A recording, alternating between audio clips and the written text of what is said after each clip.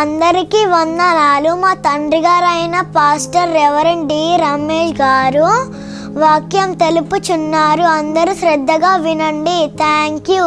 Praise the lord. దేవునికి మహిమ కలుగును గాక. దేవుని యొక్క శ్రేష్టమైన పరిశుద్ధమైన ఉన్నతమైన నామమున మీ అందరికీ వందనాలు తెలియజేస్తున్నాను. ఇమ్మానుయేల్ స్వరం అనే ఆధ్యాత్మికమైన కార్యక్రమానికి ప్రేమతో మిమ్మల్ని ఆహ్వానిస్తున్నా. దేవునికి మహిమ కలుగును గాక. ప్రభునందు ప్రియులారా, ప్రార్థన చేసుకుందాం. మనం జీవం కలిగిన దేవుని యొక్క వాక్యాన్ని ధ్యానం చేద్దాం. ప్రార్థన. సకలాశీర్వాదములకు కారణభూతుడైన మా దేవ, మా తండ్రి, మీ ఘనమైన పరిశుద్ధమైన శ్రేష్టమైన ఉన్నతమైన ఆశీర్వాదకరమగు నామానికి వందనాలయ్యా. మీరెంతైనా నమ్మదగిన దేవుడవు తండ్రి, గొప్ప దేవుడవు నాయన, చాలిన దేవుడవు, ఉన్నతుడు, మహోన్నతుడు, సర్వాధికారం కలిగిన తండ్రివి నాయనా. నీకు మహిమ కలుగును గాక. ఈ సమయమందు నాతో మాతో మాట్లాడయ్యా. వినగల చెవి, గ్రహింపగలిగిన మనస్సు మాకు దయచే. నీ దాసులు నన్ను నీ ఆత్మతో నింపు. ఘనత మహిమ ప్రభావాలు మీకు ఆరోపిస్తూ యేసునామం అడిగి పొందినాం తండ్రి, ఆమేన్. Praise the lord. దేవునికి మహిమ కలుగును గాక. మరొక మారు మిమ్మల్ని అందరినీ ప్రేమతో ఆహ్వానిస్తున్నాను. ఇమ్మానుయేల్ స్వరం అనేది ఆధ్యాత్మికమైన కార్యక్రమానికి. దేవునికి మహిమ కలుగును గాక. ప్రభునందు ప్రియులారా, మిమ్మల్ని అందరిని బట్టి నేను దేవుణ్ణి ఎంతగానో స్తుతిస్తున్నాను.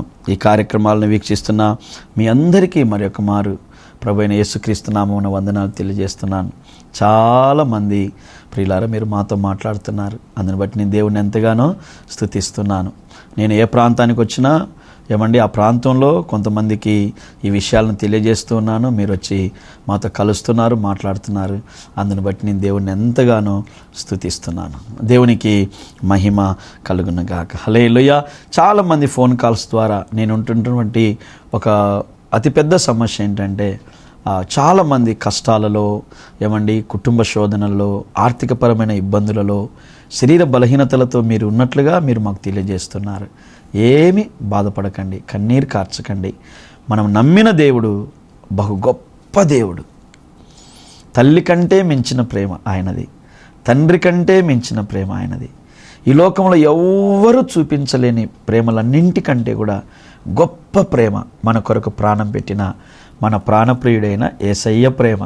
మీరు ఫోన్లలో మీ ప్రేయర్ రిక్వెస్ట్లు చెప్పి మీరు కన్నీరు కారుస్తుంటే మీ యొక్క అంశాలను మేము తీసుకుని మేము కూడా కన్నీళ్లతోనే ప్రార్థన చేస్తున్నాం. ధైర్యంగా ఉండండి, విశ్వాసంతో ఉండండి, ప్రార్థన చేయండి. నా ప్రభు నాకు మేలు చేస్తాడని నమ్మండి. పిరికి మాటలు, అవిశ్వాసపు మాటలు ఎప్పుడు కూడా వెల్లడి చేయకండి. వాగ్దానాలను జ్ఞాపకం చేసుకోండి. ప్రతిరోజు దేవుని సన్నిధిలో ప్రార్థన చేయండి, వాక్యం చదవండి, మందిరంలో కొంత సమయాన్ని గడపడానికి ఇష్టపడండి.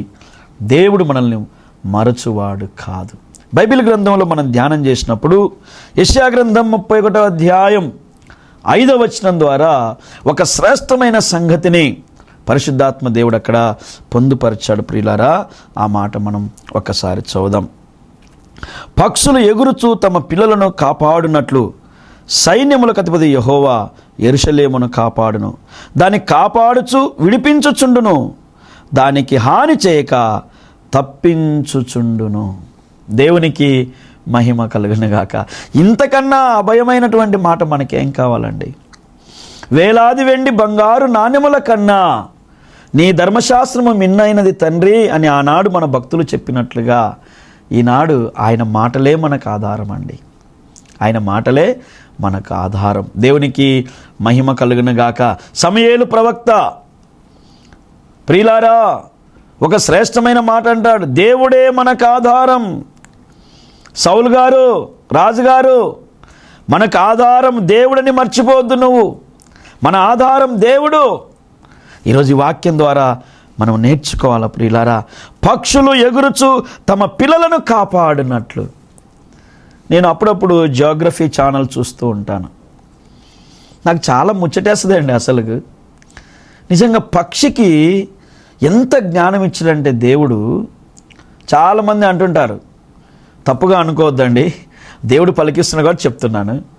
ఏం గవర్నమెంటో ఏమో, మాకు ఇండ్లు కూడా ఇత్తలేదు, వచ్చేసారి మేము ఓటేయం అంటుంటారు చాలామంది. అంటే ఇండ్లు కూడా గవర్నమెంట్ ఇవ్వాలంటారు, అది కూడా ఏదో చేయాలంటారు, ఇవి కూడా ఏవో చేయాలంటారు, ఏమేమో చేయాలని చూస్తారండి. పక్షికి ఏ గవర్నమెంట్ ఇల్లు కట్టిస్తుందండి? పక్షి ఎంత, దాని బతికెంత, దాని జీవం ఎంత, దాని బరువెంత, దాని ఎత్తెంత, దాని కథ ఎంత అండి? మీ ఇంటిలో గూడు కడుతుంది చూసావా? ఎట్లా కట్టగలుగుతుందండి? ఆ చిన్ని ముక్కుతో చిన్ని ఏమండి ఆ యొక్క ఆకులను లేకుంటే ఆ గడ్డిని తెచ్చి ఏ ఇంజనీర్ కట్టగలుగుతాడండి? ఆ పక్షికి ఒక ప్రేమ ఉందండి, నా బిడ్డలు వీటిలో కాపాడబడాలి. తన నోటిలో ఆహారాన్ని పెట్టుకొని మింగకుండా అలా నోటిని భద్రపరుచుకొని వస్తే ఆ పిల్ల పక్షులు ఆ తల్లి నోటిలో ఉన్న ఆహారాన్ని తిని పెరిగి పెద్ద అవుతాయండి. యెషయా గ్రంథంలో దేవుడు అందుకే బాధపడ్డాడు. ఏమండి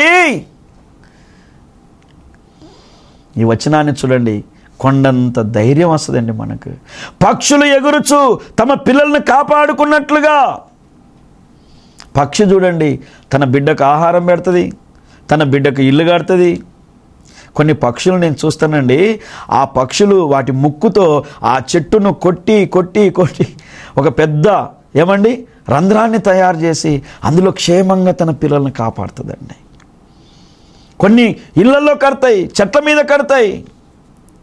అందుకే చూడండి, మీరు గమనించండి ప్రియులారా, ఏదైనా గాలి కానీ వాన కానీ వచ్చినప్పుడు ఆ చెట్లు ఇలా ఇలా ఊగిపోతుంటే ఆ పక్షి భయపడదండి. ఎందుకంటే ఆ పక్షికి చెట్టు మీద కాదు నమ్మకం, దేవుడు తనకిచ్చిన రెక్కల మీద నమ్మకం.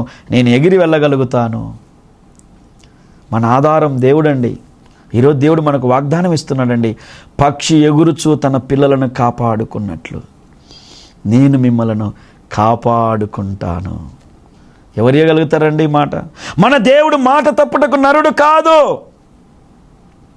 ఆయన మాట తప్పడు, ఆయన పశ్చాత్తాపపడడు. ఆయన మాట విడుదల చేశాడంటే సున్నైనను పొల్లైనను తప్పిపోదు. ఆకాశములు గతించినా భూమి గతించినా దేవుని మాటలో మార్పు ఉండదు. వాక్యం సెలవిస్తుంది ప్రియులారా, వాక్యం సెలవిస్తుంది. స్త్రీ తన గర్భమున పుట్టిన బిడ్డను కరుణింపకుండా తన చంటి పిల్లను మరచునా? వారైనా మర్చిపోతారేమో కానీ నిన్ను మరవనని చెప్పాడండి. నేను వాక్యం చదువుతున్న చాలాసార్లు అనుకునేవాడిని, తల్లి ఎలా మర్చిపోతుంది బిడ్డలను? 9 నెలలు మోసి కని పెంచి ఎట్లా మర్చిపోయిద్దబ్బా? ఈ మాట ఎలా రాయబడింది? శ్రేష్టమైనది తల్లి ప్రేమే కదా. ఈ లోకములో తల్లి ప్రేమ కంటే మించిన స్వచ్ఛమైన ప్రేమ ఏదుంది? ఎందుకు ఇలా రాయబడింది వాక్యం అనుకునేవాడిని నాకు తెలియనప్పుడు. మన దేవుడు ఆది అంతమును చూచినవాడు, అల్ఫా ఒమేగా. ఈ దినాల్లో చూడండి, సొంత తల్లులే వారి బిడ్డలను చంపేస్తున్నారండి. విషం పెట్టి చంపేస్తున్నారు, గొంతు నిలిమి చంపేస్తున్నారు, ఉరివెట్టి చంపేస్తున్నారు, చెత్త కుప్పల్లో పడేస్తున్నారు. నా సౌఖ్యానికి నా సుఖానికి నేను కోరుకున్న జీవితం కోరుకున్నట్లుగా బ్రతకడానికి ఈ బిడ్డలు అడ్డుగా ఉన్నారని చంపే తల్లులు ఎంతో మంది ఉన్నారు ఈ లోకంలో. అది తెలిసిన దేవుడు ఆనాడే రాయించి పెట్టాడు, నీ తల్లి అయినా మరచునేమో కానీ నేను నిన్ను మరవనని చెప్పాడండి మన దేవుడు. అందుకే ఆయన ప్రేమలో నిలుచుట మన బ్రతుకుకు గొప్ప భాగ్యం అండి. శాశ్వతమైన ప్రేమ అండి ఆయనది, గొప్ప ప్రేమ అండి ఆయనది. ఆయన ప్రేమ వింతైన ప్రేమ అండి. ఈ లోక ప్రేమకు దేవుని ప్రేమకు పోలిస్తే అస్సలుకు మతిపోతుందండి. ఈ లోక ప్రేమ ఏంటో తెలుసా అండి? ఉంటే మనల్ని ప్రేమిస్తారండి.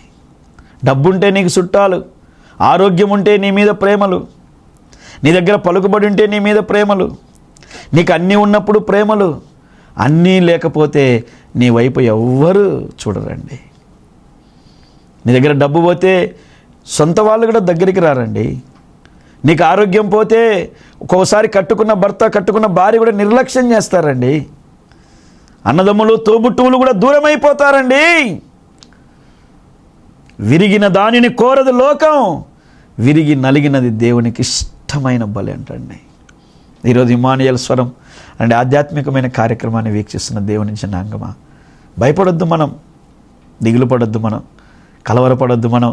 మనల్ని పిలిచిన దేవుడు గొప్ప దేవుడు, మనల్ని ఎన్నుకున్న దేవుడు గొప్ప దేవుడు, మనల్ని ఏర్పరచుకున్న దేవుడు గొప్ప దేవుడు, మనల్ని ప్రత్యేకపరిచిన దేవుడు గొప్ప దేవుడు. ఆ దేవుడు వాగ్దానం ఇస్తున్నాడు, పక్షి ఎగురుచు తన పిల్లలను కాపాడుకున్నట్లుగా నేను మిమ్ములను కాపాడుకుంటాను. స్తోత్రం కలిగిన గాక. రెండవ మాట చూడండి, ఎంత గొప్ప మాట అంటున్నాడో, దాన్ని కాపాడుచు విడిపించుచు ఉంటా నేను.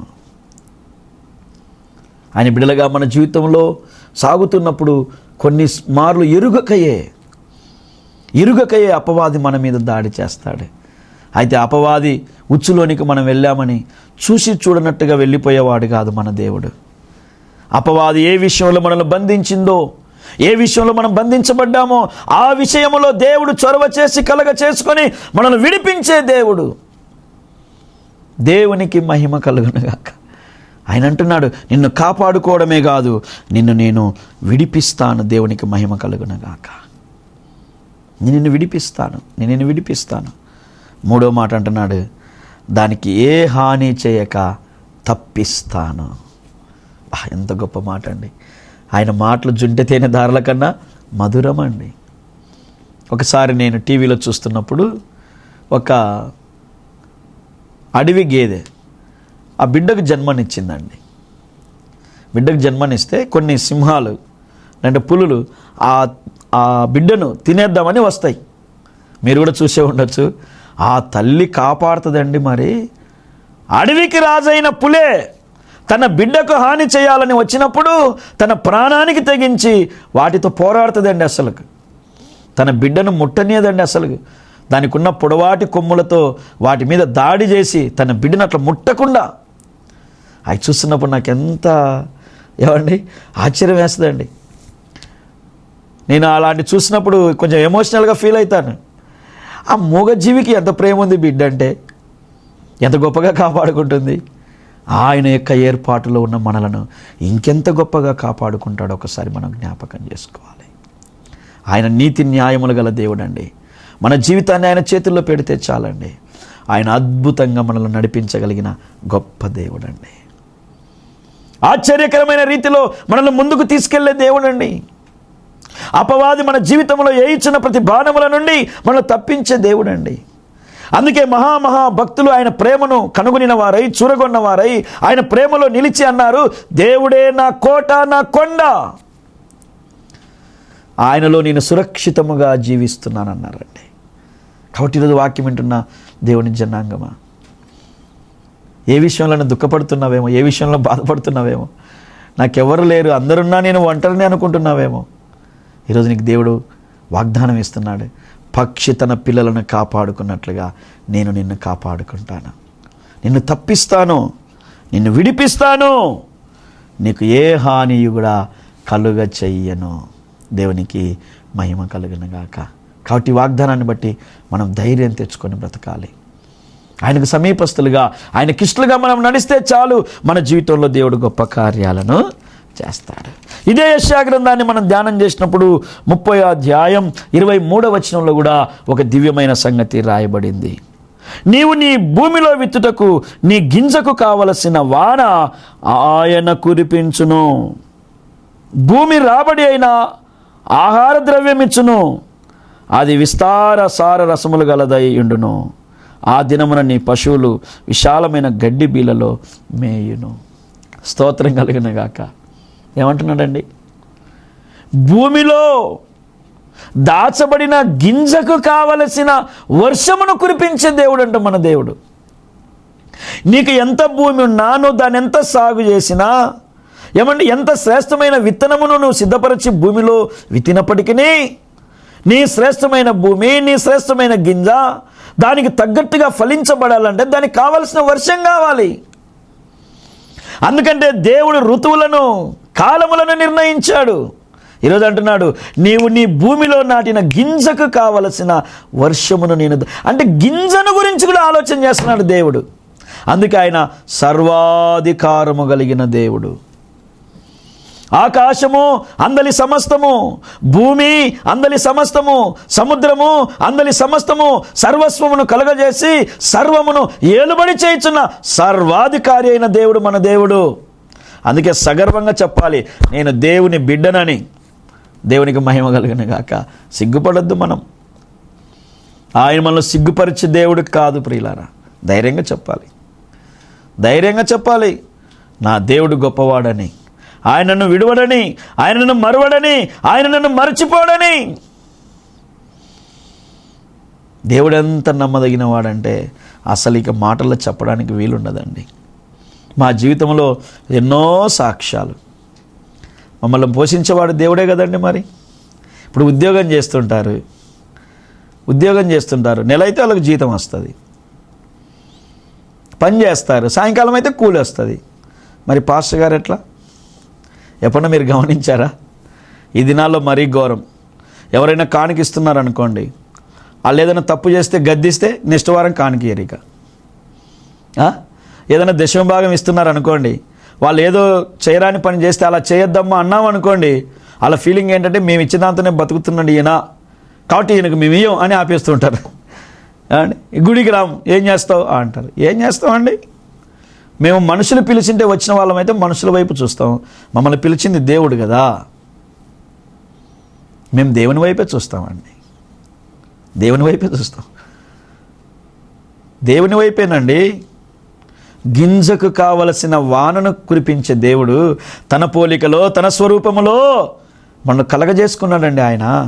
ఆయన జీవమును మనలో ఊదాడు. మనల్ని ఎందుకండి మర్చిపోతాడు? ఒకసారి మేము ప్రేయర్ టవర్ కడుతున్నాం. ఒక ఆయన వచ్చాడు నా దగ్గరికి, సార్ నీకు ఎంత రాడ్ కావాలో తీసుకెళ్ళు సార్. అసలు తీసుకెళ్ళు సార్, మీరు ఏం సేవ చేస్తున్నారు సార్ మీరు ఇంత చిన్న వయసులో, ఏంటి చర్చిలేంటి ఇదేంటి, మా జీవితంలో మేము ఏం చేయలేకపోతున్నాం సార్, కాబట్టి మీరు తీసుకోండి సార్ అన్నాడు. ఈ వ్యాపారస్తులతో ఉన్న ఒక పెద్ద సమస్య ఏంటంటే ప్రారంభంలో తీసుకెళ్ళి సార్ అంటారు, తర్వాత ఒక రోజు అయిన తర్వాత ఉంటుంది ఇంకా తీసుకెళ్ళింది మళ్ళీ ఇచ్చేసారు అంటుంటారు. అది పెద్ద సమస్య అనుకోండి. ఏమండి, ఆయన వచ్చాడు, నాకు ధైర్యం వచ్చింది. ఇక ఏం ధైర్యం వచ్చింది?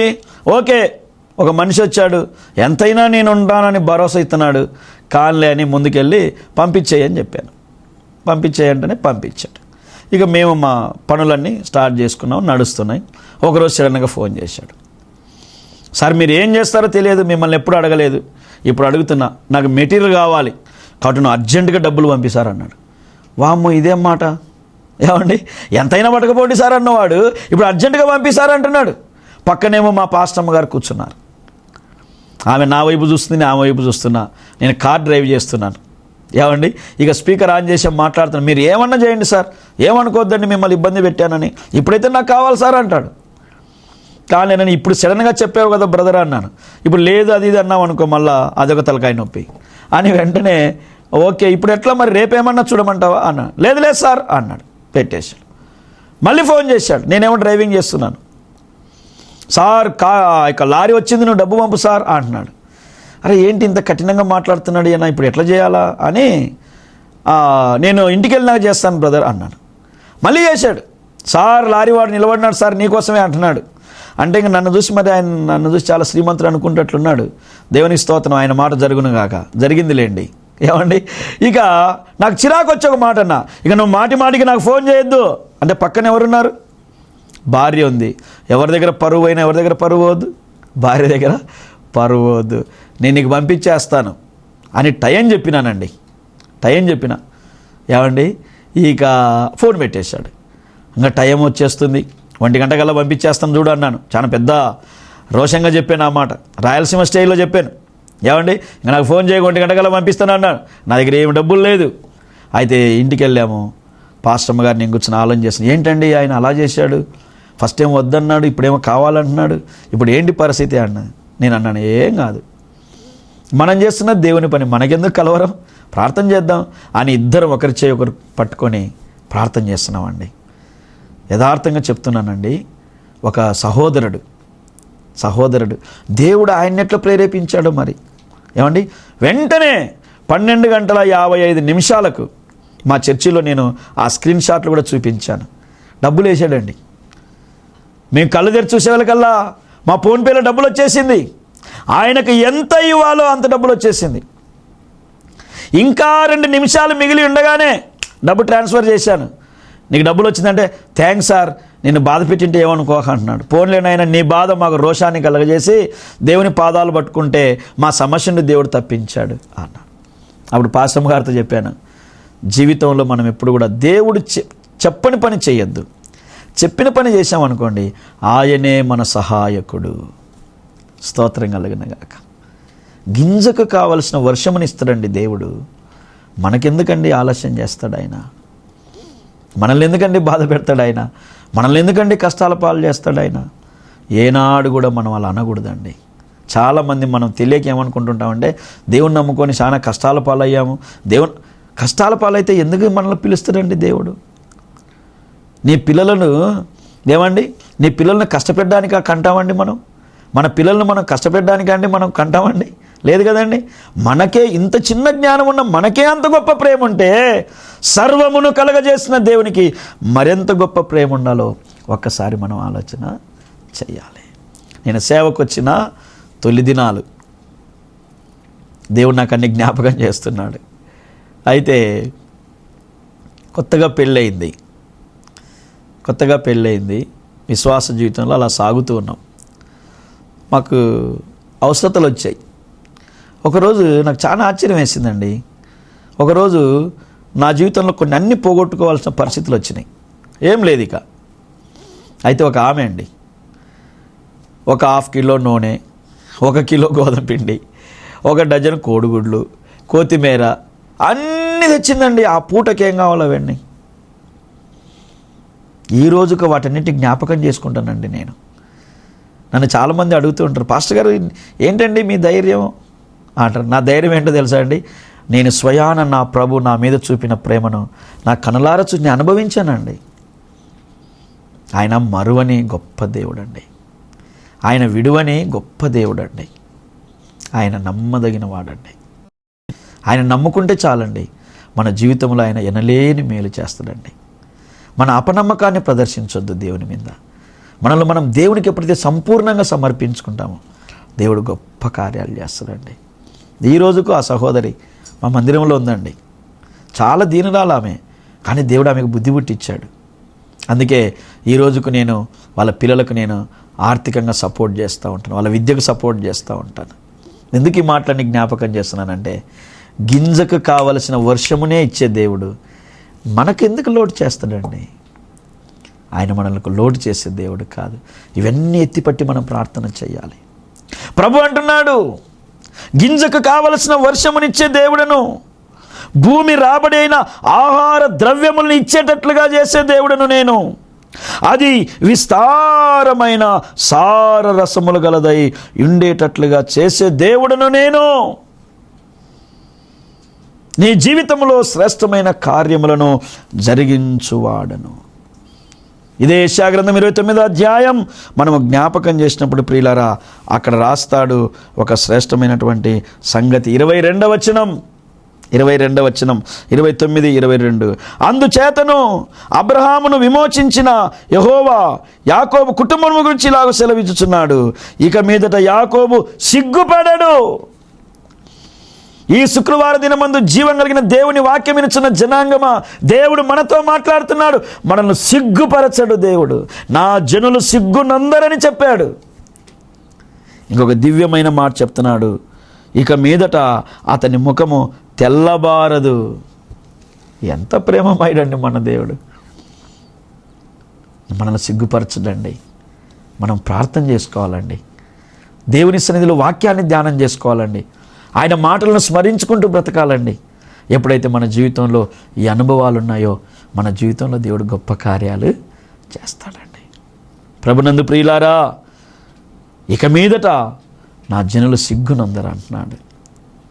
పక్షి ఎగురుచు తన పిల్లలను కాపాడుకుంటున్నట్లుగా నేను మిమ్మల్ని కాపాడుకుంటానంటున్నాడు దేవుడు.